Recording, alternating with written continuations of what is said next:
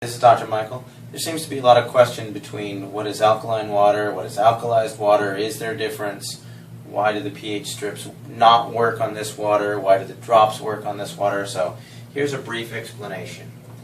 The question becomes, what is the difference between alkaline water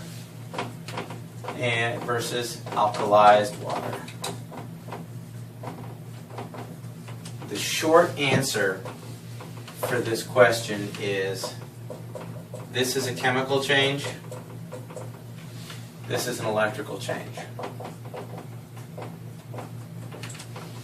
If you were to use your pH strips, like for a pool, and they test the chemicals and the water comes out at, say, 4.5.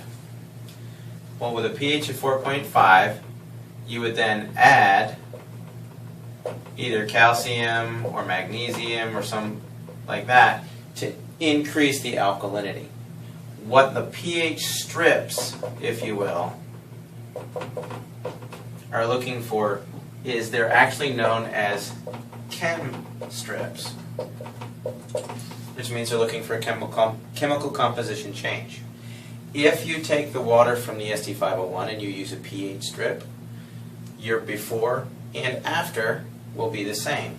If you take any type of table water, whatever other machines, and you're getting a change in the chem strips, it means that you've added the calcium and magnesium, and now you get an 8.5 water because of the chemical change in the water. That is therefore by definition to be truly alkaline water by all scientific standards that we use today. However, when you start to compare this to alkalized water, what's going on is there's an electrolysis process, and basically it's shocking the water. It takes an enormous level of energy to do a process that is called the dissociation of water. And you can Google that. Basically, it's the process by which you take water and you lend it to a hydrogen ion and a hydroxyl ion. The hydroxyl gives you a free electron that you can use to be a free radical scavenger. But when this process happens, basically there's an array which has a negative side and a positive side. This will attract the hydrogen ions. The hydroxyls will come over here. Well, when this happens, because they're so unstable, what they will do is they will instantly convert to H2, which is hydrogen dissolved in water. So then you end up with an H2 molecule and a couple of hydroxyls. Because this ratio changes electrically, you'll get a rise in your pH. There's no chemicals added. There's nothing they're taken or added to the water. It is strictly a requirement of power, which is where this unit comes in.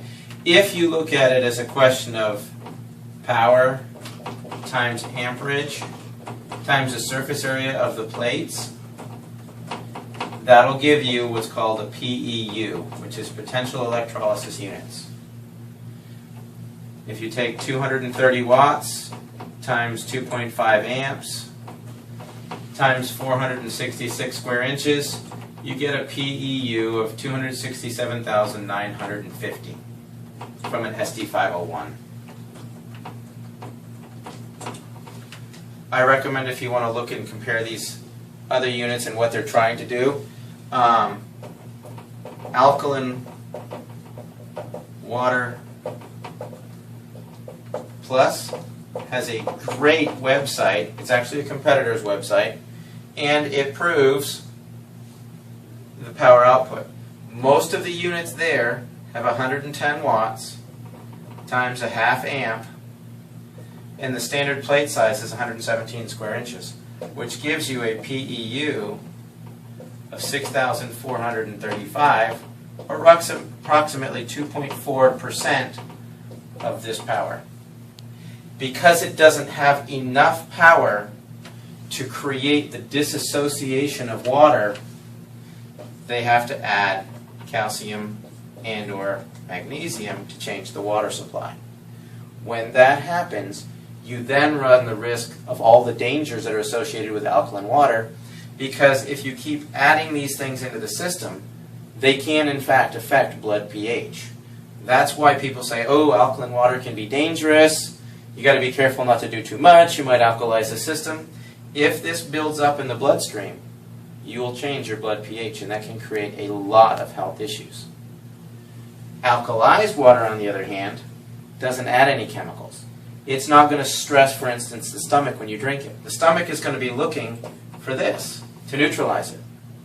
It is not looking for this right here. So as soon as this water is absorbed into the body, the charge is absorbed, your pH becomes essentially neutral.